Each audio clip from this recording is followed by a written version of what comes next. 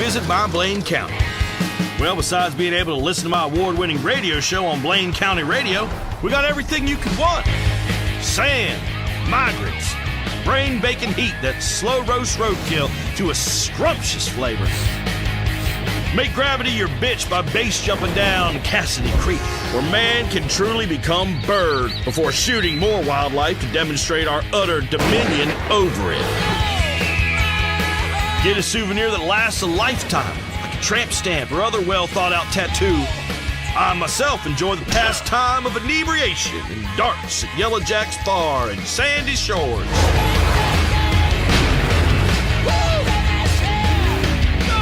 Blaine County is a peaceful land of great beauty. You will experience a whole range of emotions from hatred and paranoia to despair and depression. I'm Dwayne Earl, and this is my Blaine County.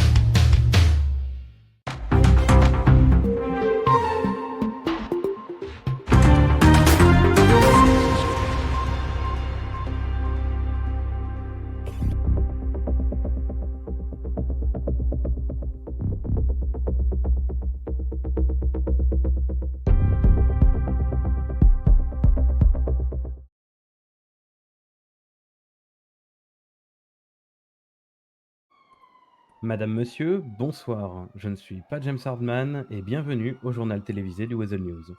Une édition exceptionnellement délocalisée en raison de la sortie du film Événement de LS Productions. Tout de suite, les titres de l'actualité à San Andreas. Troisième braquage du service fiscal en moins d'un mois. Le gouverneur Royce réagit par une allocution. Sur l'initiative du service fiscal et du bureau du gouverneur, les chefs d'entreprise se sont réunis au gouvernement. Devant le Diamond Casino, à Little Seoul ou devant le Luxury Auto, les fusillades se multiplient à Los Santos. Coup de tonnerre politique au Congrès d'Agir. Lors de ses primaires internes, le parti au gouvernement n'a pas choisi une candidature d'Andrew Royce aux prochaines élections gouvernementales. Ce vendredi, l'Assemblée a adopté un texte important qui pourrait l'amener à changer de présidence au prochain mandat. Enfin, c'est l'actualité qui fait la délocalisation de notre journal. Le film Événement de Liam Prescott est sorti dans les salles. Des centaines de milliers de spectateurs attendus dans les prochains jours. Tous les détails dans un instant.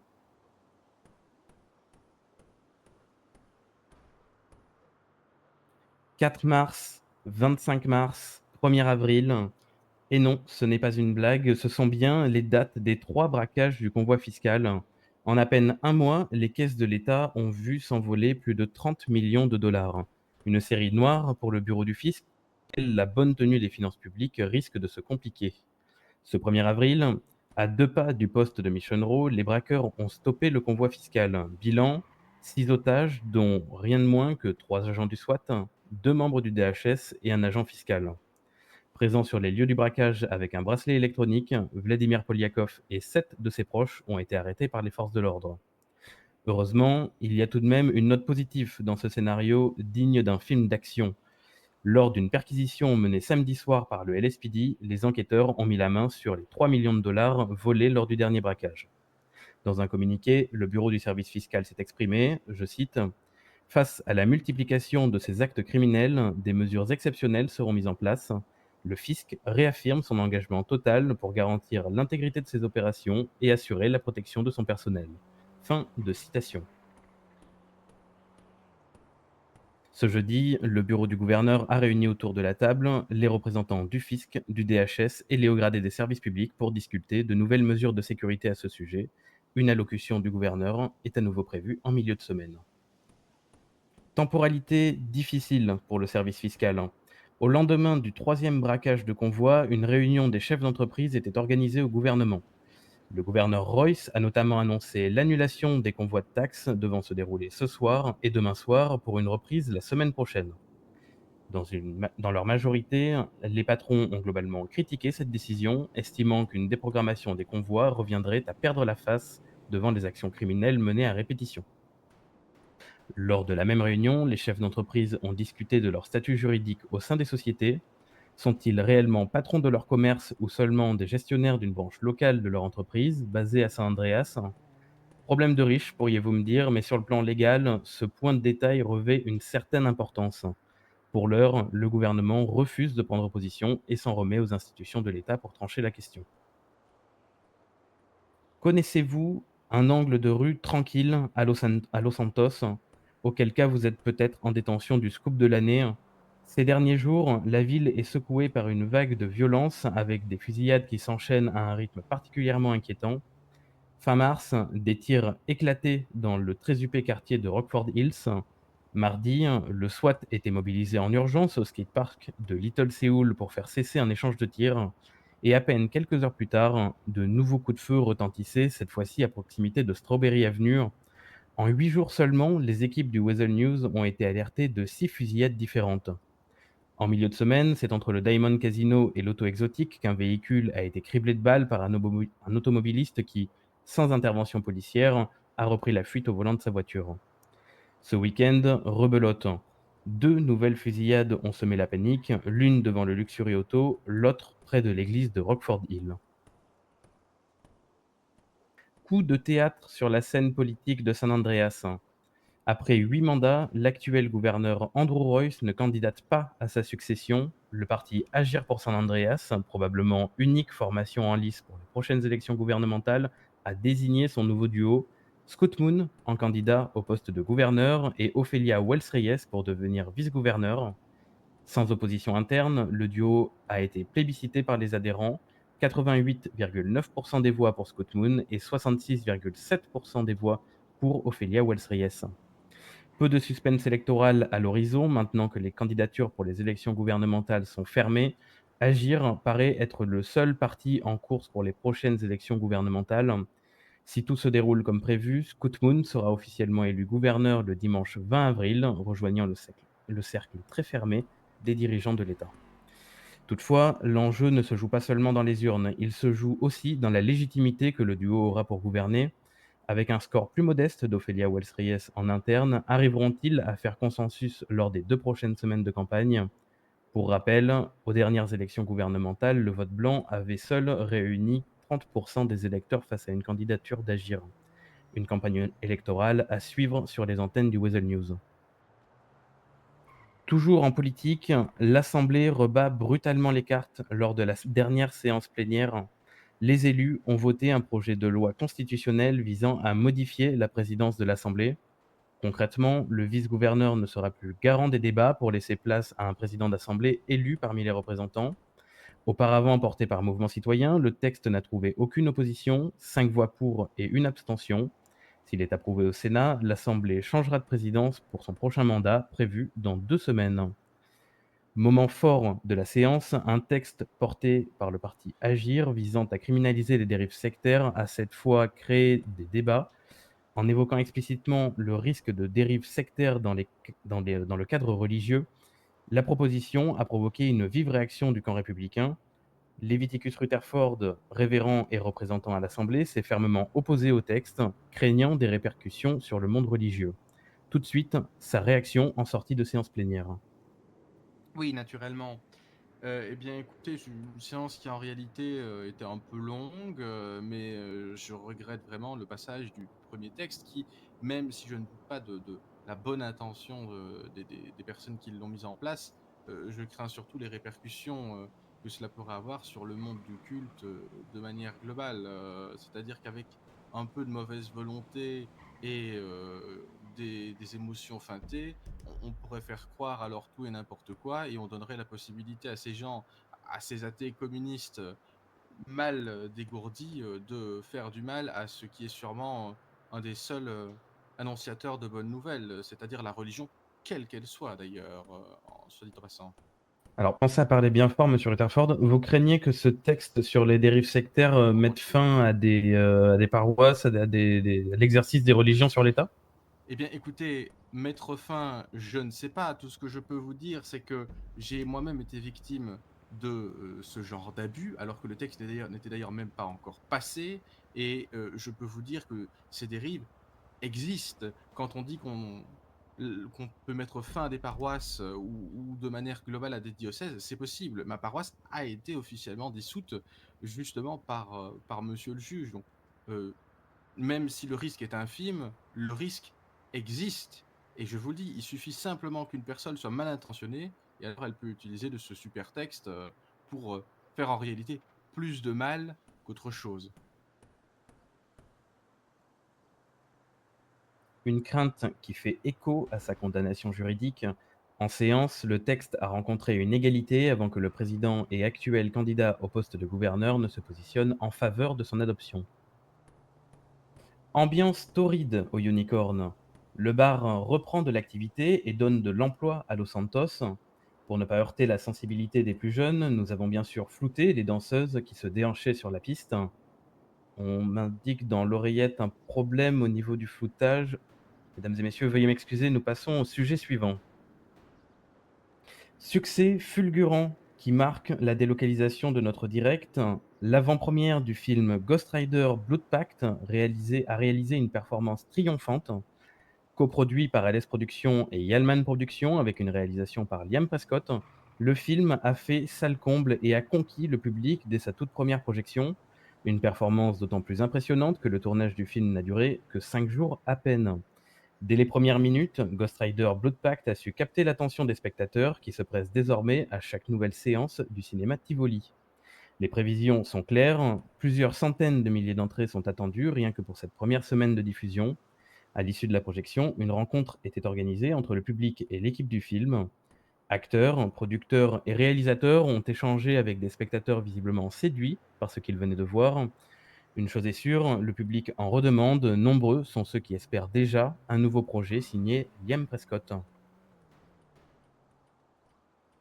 Et c'est ainsi que se finit ce journal. Dans un instant, vous pourrez retrouver l'interview de Audran Yalman, patron du Flywheels et coproducteur du film Ghost Rider. Mais puisque nous adorons l'argent, voici d'abord une page de publicité. In 1950, the first Up and Atom restaurant opened. Life was simpler then. The 50s were a sacred time for our nation. Good, clean food, happy, homogenous people, and well-segregated communities. An enemy we understood and could control with the threat of nuclear apocalypse. Such was the excitement of the atomic age.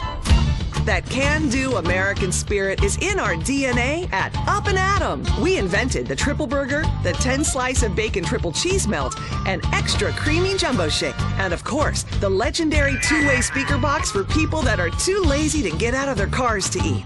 We don't succumb to trendy health fads. At Up and Atom, we've kept many of the same menu items. We still serve up all of your weekly saturated fat, salt, and sugar needs in one convenient setting. Up and Atom, food from when we were morally superior.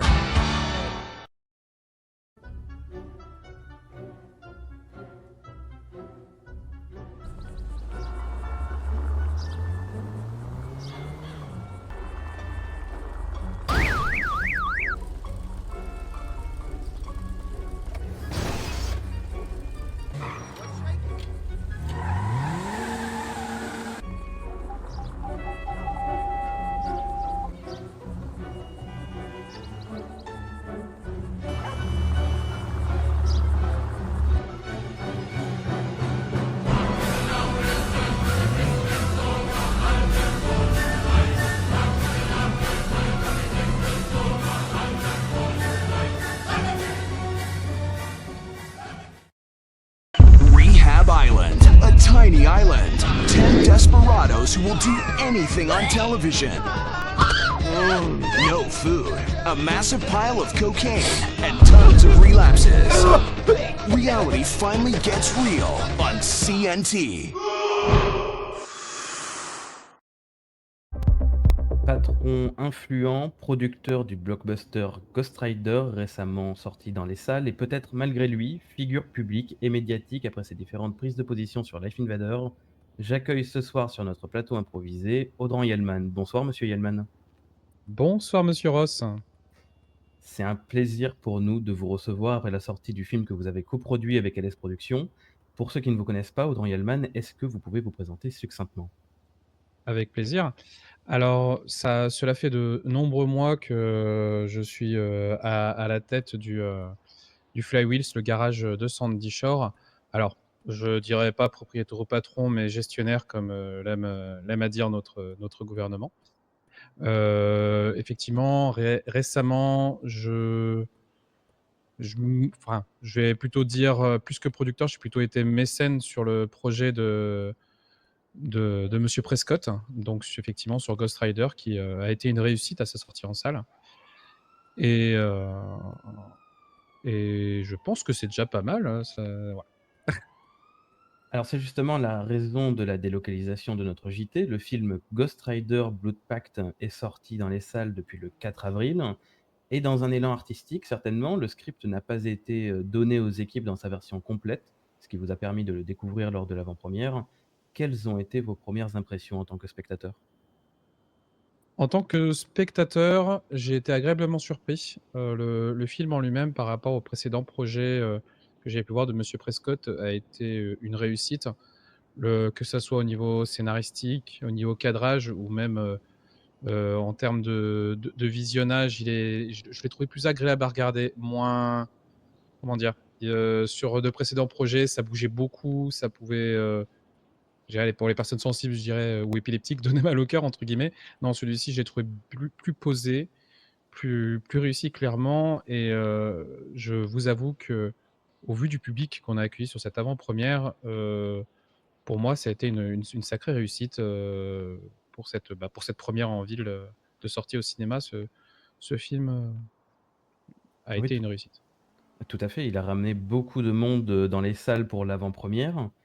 Et d'ailleurs, j'aimerais un tant soit peu interroger, vos goûts personnels en termes de cinéma. Maintenant que, vous vous inscrivez en tant que producteur talentueux, mécène, vous diriez, est-ce qu'il y a un film que vous auriez rêvé de produire? Un film qui est déjà sorti au cinéma? C'est une bonne question. Je vous avoue que je m'y attendais pas. Un film que j'aurais aimé produire, très clairement, là, on est sur du film de super-héros. Je vous avoue que c'est le genre de film que j'apprécie, grandement. Le fait de travailler potentiellement sur des séries ou des émissions, c'est quelque chose que j'aime tout autant. Par le passé, j'avais pu, travailler avec, monsieur Price il y a très longtemps, monsieur Derek Price, où je l'aidais sur la post-prod d'une émission, qu'il avait fait, avec, Qu'il avait produit des pour le Weasel intervenants. News d'ailleurs. Exactement, il avait travaillé avec le Weasel News pour tout ce qui était cadrage à l'époque, tout à fait, avec, l'équipe Brichouet de l'époque. Mais, aujourd'hui, est-ce qu'il y a un film en particulier que j'aimerais produire? Je vous avoue que j'ai pas d'idée en soi. Je sais que sur l'avant-première, on a eu énormément de demandes, côté public de personnes, qui souhaiteraient qu'on produise un Fast and Furious. Apparemment, on a de superbes, spectateurs qui aiment bien les activités de drift. D'ailleurs, vous avez fait un article dans le journal il y a pas si longtemps à ce sujet. Du coup, ces personnes, aimeraient voir un film Fast and Furious. Est-ce que c'est dans les tuyaux? Est-ce que c'est dans les projets de monsieur Prescott? Ça, on ne le sait pas encore. Peut-être à l'avenir, sait-on jamais. Peut-être, qui sait? Sur un tout autre sujet, dans la vie, vous n'êtes, vraiment pas du genre à cacher vos opinions. À l'avenir, pensez-vous peut-être, être le producteur de films, qui portent un regard critique sur la société? J'y ai pas réfléchi. Très honnêtement, j'y ai pas réfléchi. Mais peut-être vous Heu, pensez que le cinéma a encore le pouvoir de changer les mentalités? oui. Oui, parce que vous avez des films d'auteur, vous avez également, de très beaux films qui permettent de faire réfléchir le public. Donc en soi, est-ce que le cinéma peut changer les mentalités? Oui. Après, est-ce qu'il y réussit? C'est un autre point.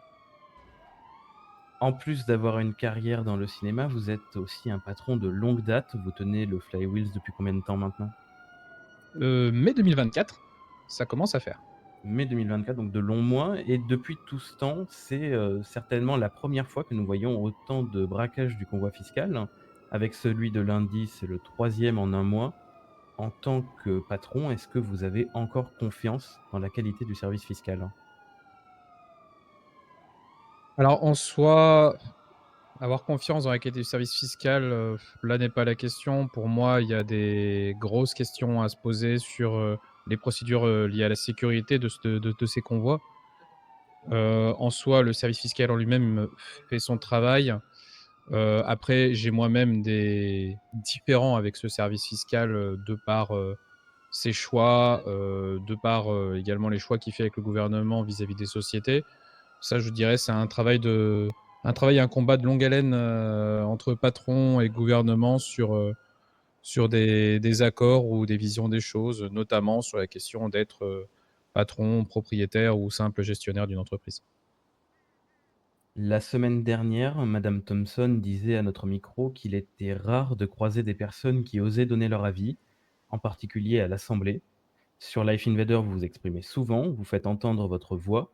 Doit-on s'attendre à une candidature de votre part pour les élections générales? Alors, pour l'élection générale, non, pas pour le gouvernement. Par contre, vous êtes les premiers à qui je le dis et puis, les téléspectateurs le seront aussi. J'ai posé ma candidature, pour l'assemblée, pour, devenir représentant de notre État. Vous avez peut-être une bannière, adhéré à un parti? Alors non, je reste indépendant pour l'instant, je n'ai pas adhéré à un parti. D'ores et déjà, après cette annonce, est-ce que vous auriez peut-être une première mesure qui caractériserait votre campagne? Le besoin de, comment dire? De cadrer la réglementation, notamment vis-à-vis, des actions de notre gouvernement et notamment des services fiscaux et des entreprises. J'ai ce besoin et cette envie de défendre les intérêts, des entreprises et de nos patronats et de faire ce que je pourrais faire à mon niveau pour l'y aider. Est-ce que je réussirai? Ça est la grande question. Mais aujourd'hui, je souhaite proposer, différents projets, à l'assemblée pour faire évoluer notre société à ce sujet et notamment pour le faire évoluer, pour l'intérêt de nos patrons et de nos entreprises. Eh bien, écoutez, merci Monsieur Hellman d'avoir accepté notre invitation. Nous touchons à la fin de cette interview. Vous pouvez retrouver toutes nos actualités pardon, sur notre Life Invader et toutes nos rediffusions sur notre chaîne YouTube. Quant à nous, on se retrouve lundi prochain pour un nouveau JT. Ce n'était toujours pas James Hardman. Au revoir.